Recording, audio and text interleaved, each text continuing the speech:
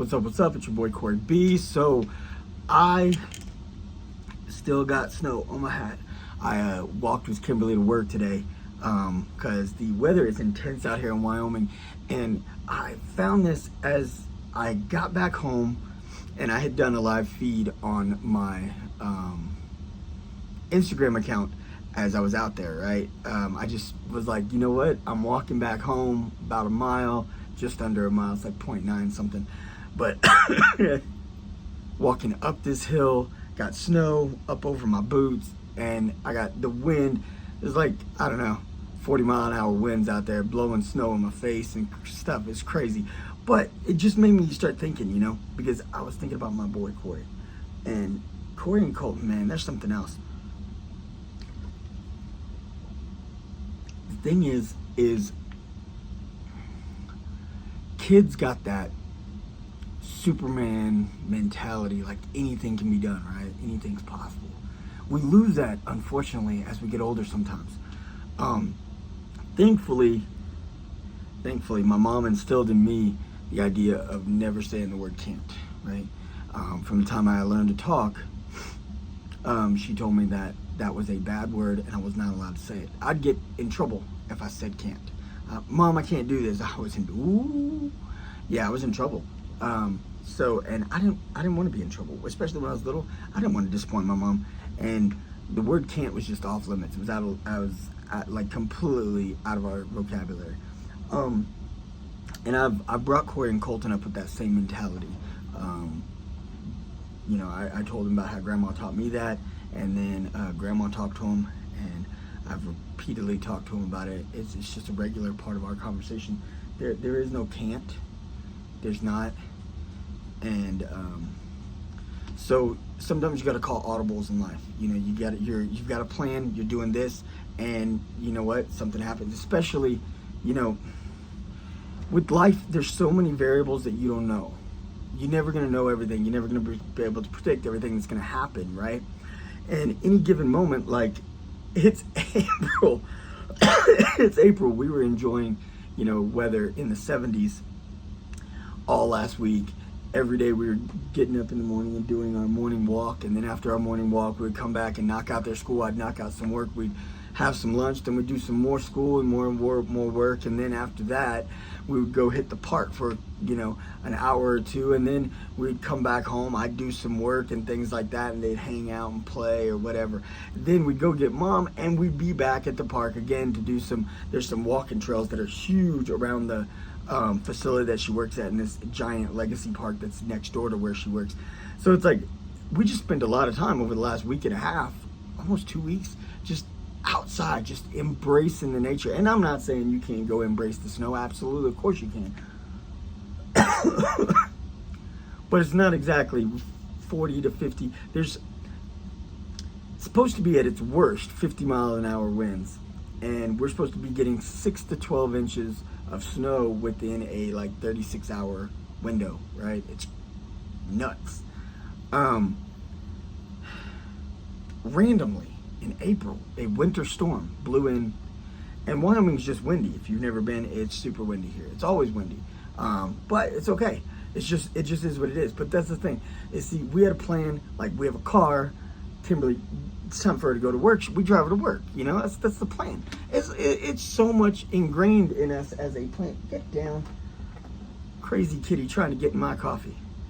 So it's so ingrained as like common sense. We have a car, we would drive to work, that it didn't even cross my mind. I was like sitting here trying to, I was like, well, what will we do? I was like, maybe it'll be okay, maybe it's not. And Kimberly had her concern. She's like, are you sure it's not gonna be dangerous? Because we live at the top of the hill. Like, we live at the highest point. That could be a little dangerous, right? And I was like, well, maybe the snow won't be as bad as they say. No, it's not quite 12. It's definitely not 12 inches, but it's not quite 6, but it's getting there. And so that's the thing. So we're like, you know, Kimberly's right. Absolutely need to be safe. Need to not put her in danger, not put our car in danger. Not put other people's car in danger if we get to the hill and then all of a sudden we can't get traction and we slide right into somebody else. Because a lot of people in this neighborhood, they park right on the street. It's, you know, it's just like a lot of people do. Now, we share the driveway with someone, so it's an Airbnb, and so people are upstairs, and they work the night shift, and we're downstairs, and Kimberly works the day shift. So we, let them have the driveway. So I park on the street anyways, just because of that. But if I try to park, and what if I can't get traction, and I slide into the truck who parks next door, or the truck who parks across the street? So we were just trying to be cautious. And so in doing so, it made me think, I was like, we're sitting here trying to figure this out, and like a bunch of people stayed at work. A bunch of people were like, this building is incredible. It's so massive. I mean, it's so massive. It's so massive that they've got, and this is a small town, they have these 2 units that are like almost never even utilized. They're just locked and nobody's there because they don't have staff nor patients to actually be up there. There's no need for them. But they built this state-of-the-art gangster facility and whatnot, which is super cool for the residents that are there, but there is untapped space. Well, they were like, you know what, this untapped space, it's gonna get tapped. So they're like, we can make up some beds, unlock the unit, and people can go up there, staff, and they can, if they can't get safely home, they can crash, until it is safe to go home. Or if people want to crash overnight because they don't want to try to get up and get back here, they're worried about. So people literally took backpacks and suitcases and luggage yesterday, and me and Kimberly were like, you know what, we're close, it's gonna be fine. But then once she got home last night, then the weather actually started hitting, and we're just like, what are we gonna do now? And Corey's like, Dad, it's not that far, just walk. And I was like, he ain't lying, it ain't that far. So in life, we gotta call audibles, and we gotta be willing to adapt to the situation, the circumstances. Don't let an obstacle, a challenge, because there's a lot of people, they already said, they're like, man, we predict a lot of people are just gonna call out. How you just gonna predict everybody gonna call out to work? That's mind-boggling to me. When several people chose, they're like, you know what, I'm not calling out, but I'm not gonna put myself in danger. I'm gonna spend the night. Well, me and Kimberly were like, well, we're gonna come home. We're pretty close. We think we could drive it. But then I'm sitting here looking at that hill this morning, and I'm seeing all that snow rush in, seeing that wind, and I'm like, you know what? Corey's right, we could walk it. So we get on our snow boots, big coats, scarves, got my hat on. We trek out there. It wasn't that bad. It was actually really incredibly nice and peaceful. And I was really, like, we turned something that could have been such an obstacle, right? It could have broke up our whole day, right? It could have messed everything up. But I enjoyed walking with my lovely wife in the snow. I'm so blessed. It was so beautiful, so peaceful. When we went down certain streets, that snow hit, or that wind hit pretty hard. But for the most part, it wasn't that bad. And it was really beautiful, just watching the snow blow sideways across the trees, across the street. Just blow sideways while I'm standing next to my beautiful wife. And I'm just so thankful.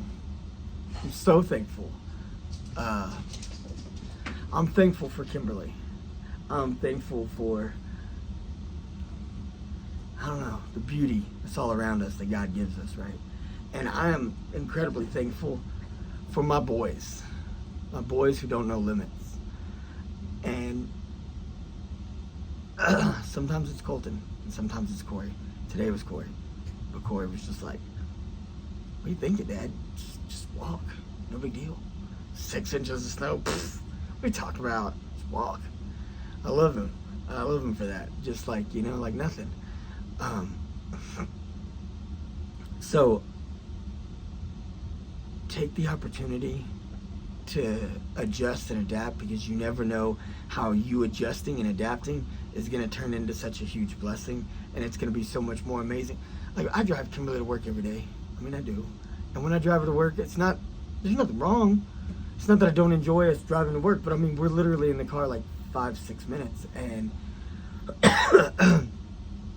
mostly we're just concentrating on getting her to work, and we're both tired, and we're both like not with it, but we were fully with it, because we got up, we got all our layers on, trekked out in the snow, we were wide awake, right? And I enjoyed those moments. We got to do that in life. We got to do that in our business. We got to do that at our job. I mean, whatever it is you're doing, just be willing to adapt to the situation Sometimes that obstacle's throwing you away because you need it. Sometimes it's slowing you down so you don't get into a dangerous spot. Sometimes it's slowing you down because God's trying to open another door for you. And sometimes God just wants you to slow down. I spend so much time rushing every day, trying to do so many things. Marketing, my business, content, my videos, my channels, just everything. Partner with my boy back home. We always got so much going on. So much. And I think this time God was just trying to say, just slow down a minute. Just slow down. Kimberly told me before she went into work, like, she'll never forget the moment we shared this morning. Neither will I. It was just an amazing moment walking in the snow.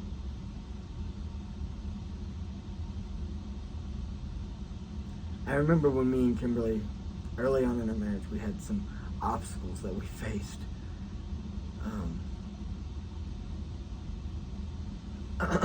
Everybody faces challenges, right?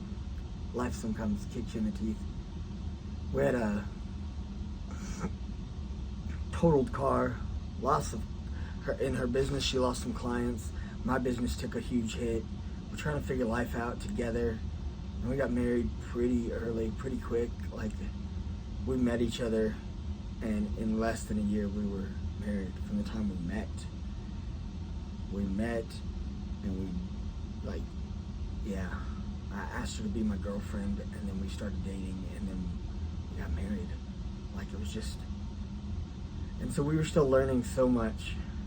And I think everybody, like even my pastor told us, he's like, if you're not changing and you're not learning and growing, then you didn't really get married. He's like, that's just a real thing. Like, that's what marriage is, right? It's learning and growing together and changing together. It's no longer just you, it's you. It's you know, you become one, and it's a new you. But I remember some of the obstacles we faced. We lost family members. We lost her daddy. Lost my mom. We faced some hard times. In the last 2 years, we've been on the road, not knowing from month to month where we were going to live. Because certain contracts that she would sign, they would provide housing, and other contracts, they would just be like, hey, here's a stipend, you're moving to this city, good luck in that city, I hope you find something. And sometimes it was a little like, okay, how's this gonna work out? But you know what, in those moments that we didn't know, either she was always there to tell me, you know, we got this, we're in this together, or I would tell her, if we got this, we're in this together.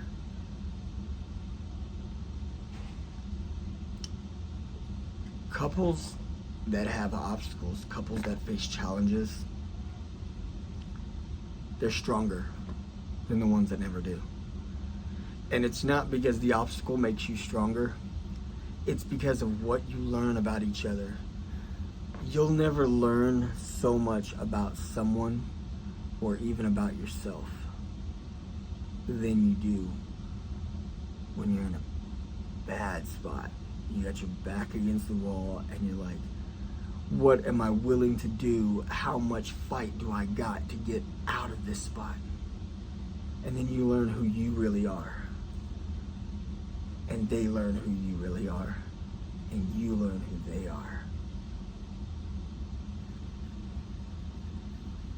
You know, I literally started recording. I most of the time don't plan my videos. Every now and then I have an idea and I'm like, I really got to do this. This is what I got to talk about, and I'll write a note or something, put it on my desk. Because I don't want to forget that that's my main point, right? And I don't want to get sidetracked, because sometimes I do. But a lot of times I'm like, okay, this is my idea and this is what I want to talk about. But you know, I got on this video with the intention of talking about how this life experience that I had actually related back to business. But I've spent the whole 14 minutes now just talking about how it affects marriage. And I think that's what God wanted me to talk about. I think that's what was on my heart, is that I needed to talk about is not business, but I needed to talk about marriage, because I think sometimes we all need to get reminded how lucky we are to be in a relationship with someone we love, someone who loves us. And even in the hardest of times, when you're stressed and money's tight and the kids are crazy and you're trying to figure out all the different things in their schedule, taekwondo, soccer practice, all the different things, right? And you're trying to figure out how you're going to balance your schedule and his schedule or her schedule and your schedule and all these different things and the kids' schedules. Our life has been chaos for 2 years now. It's been such a blessing to be on the road. It's been so incredible. We've seen and met so many amazing people, and now we're looking to actually move into our own place here in Wyoming. We're from Texas, but which would have never happened had we not gone on this journey and this adventure. But God opened all the right doors and led us right here. Like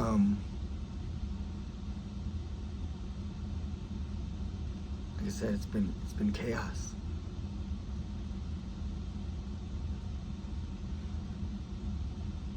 It's in that chaos, and you get stressed and you get frustrated, and sometimes you take it out on your spouse. And that's the very moment that you should embrace them. It is. It's the moment that you should just embrace them when you're stressed. They're your peace. They're your comfort. Now, if you're a believer, and I hope that you are, if you're a believer, then you know God is your rock. He's your foundation that you stand upon. He should be the foundation that you're building your marriage upon. But God gave you a spouse, blessed you with a spouse that's going to help carry you through those difficult times and help pick you up. And when they're not strong enough to pick you up, they're going to be down in the trench with you.